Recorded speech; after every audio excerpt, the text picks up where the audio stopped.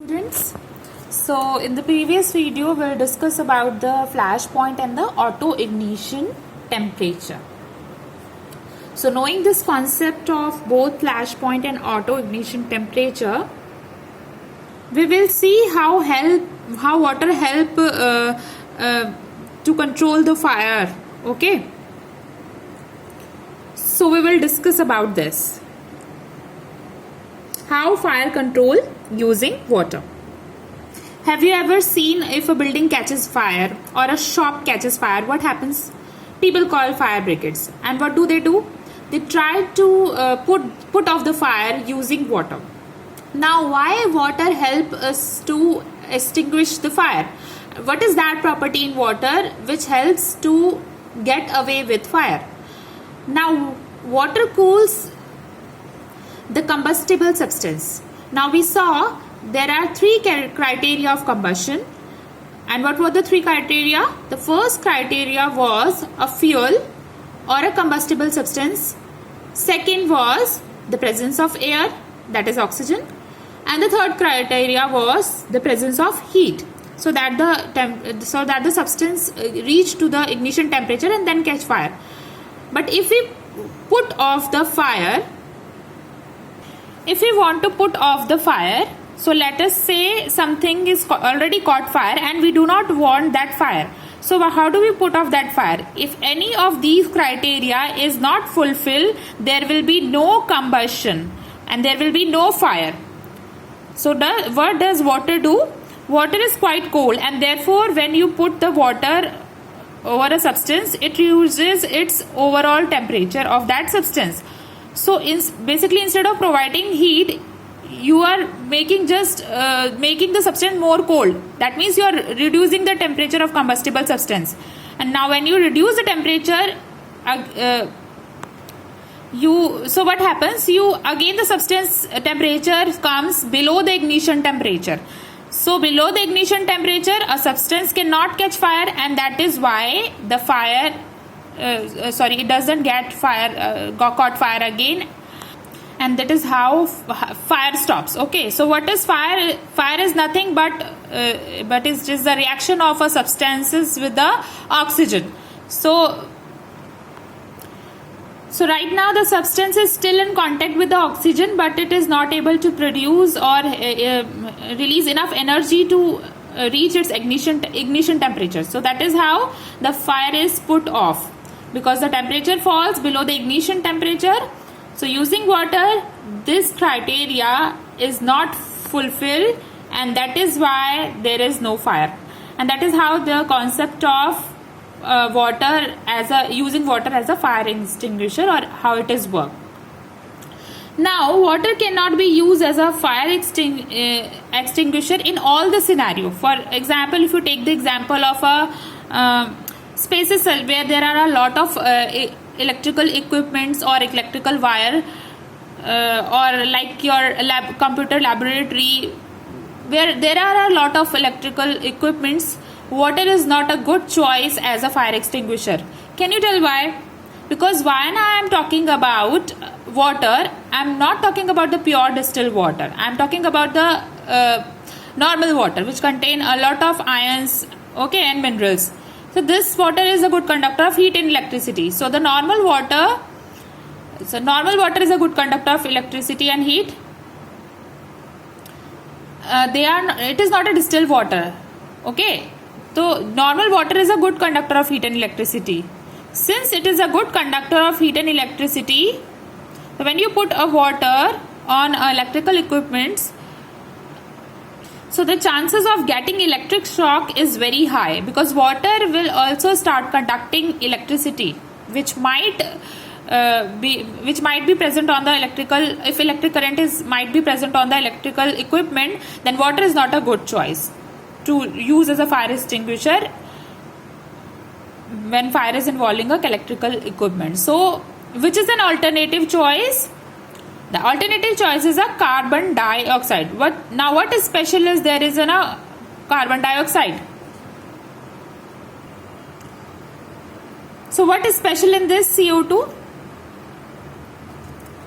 What carbon dioxide actually does? actually it act as a blanket over the substance which has caught fire. Now this I'm gonna explain you.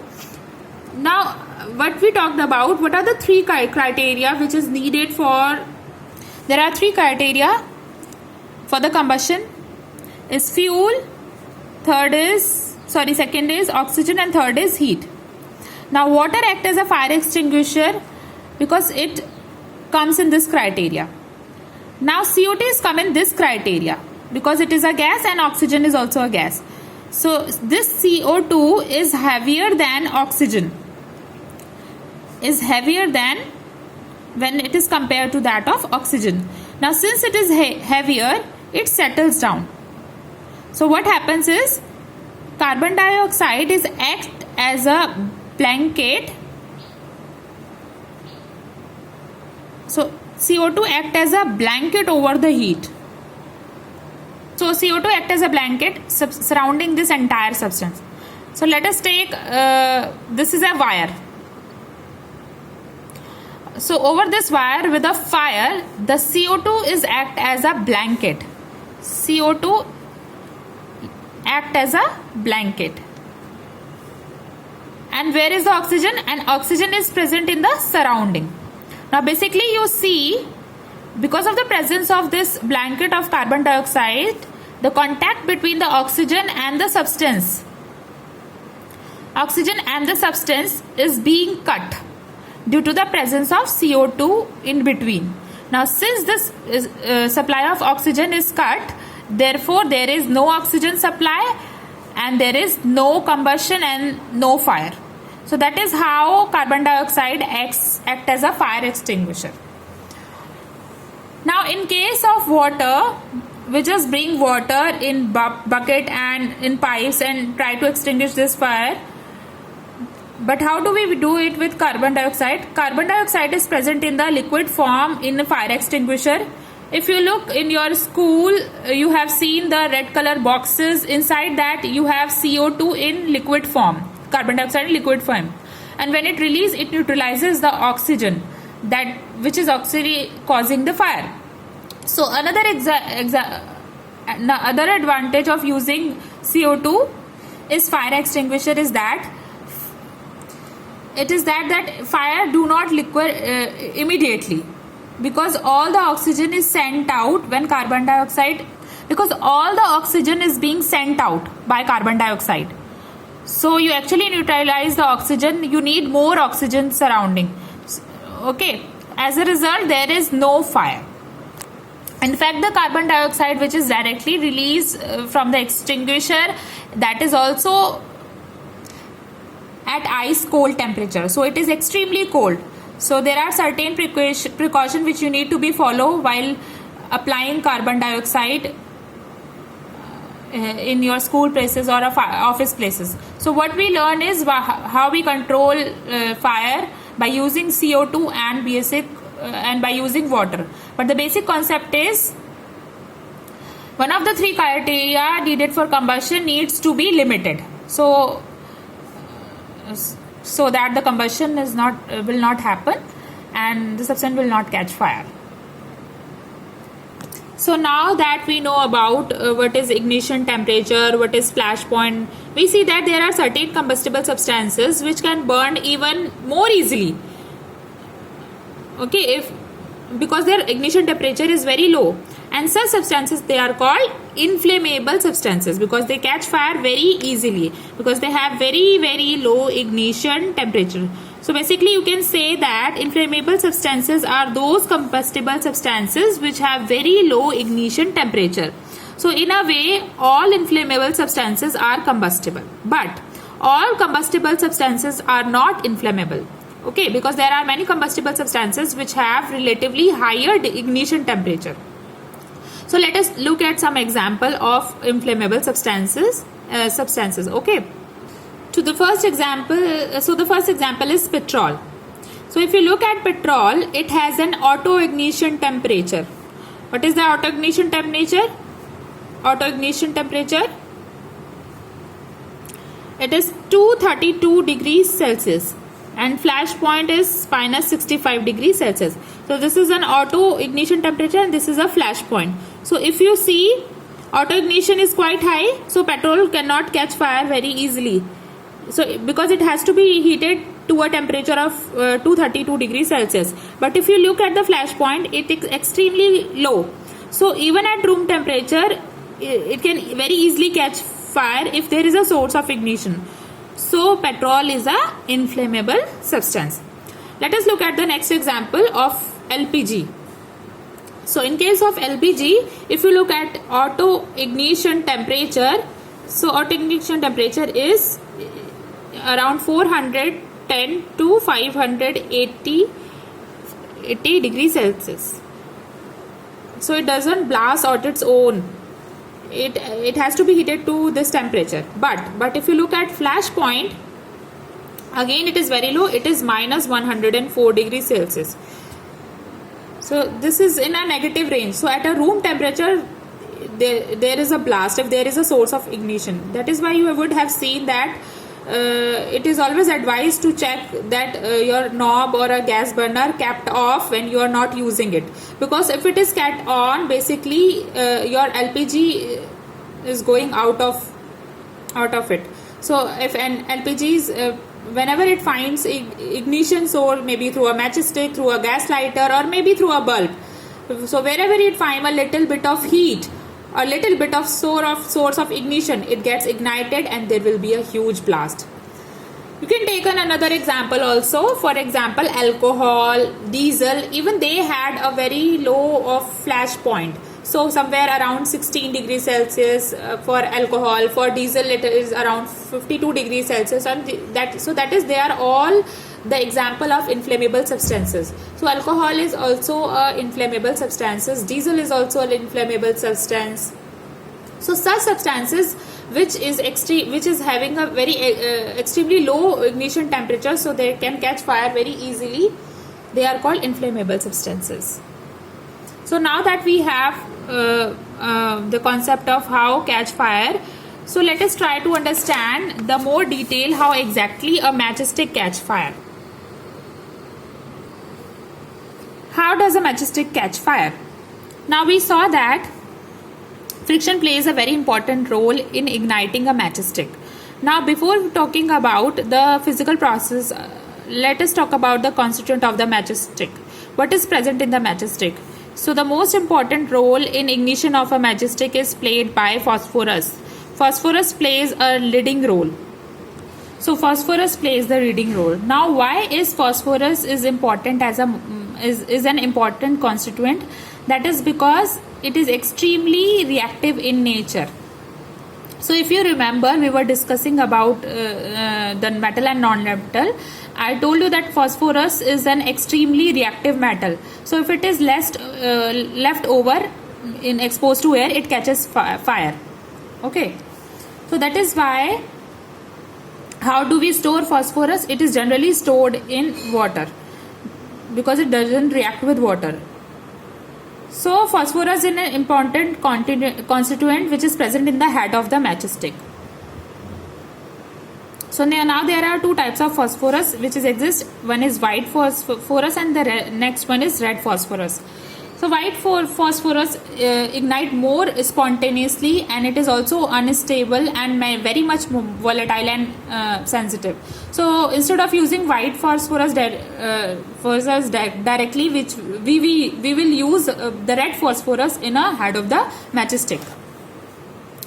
White phosphorus is also very harmful. So considering all these advantages and disadvantages, red phosphorus is used as a constituent in the head of the matchstick.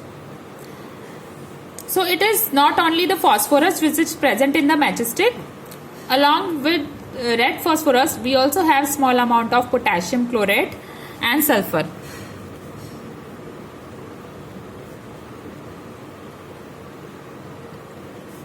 Sulfur and KClO3, potassium chlorate and sulfur. All of them are in small amounts. So why do we have all of these? The purpose of phosphorus is to initiate the ignition. It can cause the ignition. But now when ignition happens, it will stop immediately. So in order to have for it a longer duration, that is why we have potassium chloride and sulfur. So we will see that potassium chloride help in releasing more of oxygen, and that oxygen will combine with sulfur to ignite to make it more longer. So that's how your matchstick remain ignited for a longer time. So that's how entire processes happen. So these are the constituents of matchstick. So now we'll look at the entire process in more detail. So this is the recap of entire process. So as I said, phosphorus plays an important role. Which type of phosphorus do we use? We use red phosphorus. Now the head of the matchstick little more red. That is also because of the artificial color also. Otherwise red phosphorus is present there. So now what is the first thing which we do? We strike it. When we strike it, what happens? That is friction happens, and friction produces heat. So heat is produced. So once the heat is produced, what happens? The red phosphorus get heated up, and it gets converted into white phosphorus. So some red phosphoruses get converted into white phosphorus, and white phosphorus, as I said, is extremely reacted and volatile. So this white phosphorus will immediately heat is generated. A lot of heat is generated, and the flame also. So that is how you would see the flame on the matchstick. So when the heat is generated, this heat is sufficient to break down the potassium chlorate. So as I said, potassium chloride is also present along with red phosphorus. So what happens? This potassium chloride, that is KClO3, it acts as a oxidizing agent, and it releases oxygen. So due to this heat which is generated due to the reaction of phosphorus with oxygen, the heat will break down the potassium chloride to release oxygen. So as I said, oxygen will be released. So when the extra oxygen is released, it reacts with the sulfur and producing flame. So that's how the flame, which was initially initiated by phosphorus, basically when phosphorus reacts with oxygen during this process, the fire was initiated, the flame was formed. So that flame was retained for the longer time due to the reaction of sulfur and oxygen. And this oxygen came from the potassium chloride. So this is how exactly the matchstick is ignited. So now that we had understood the concept of combustion, let us talk about the different types of combustion. So here I'm going to discuss about 3 types of combustion, that is rapid combustion, spontaneous combustion, and explosion. So let's start with the rapid combustion.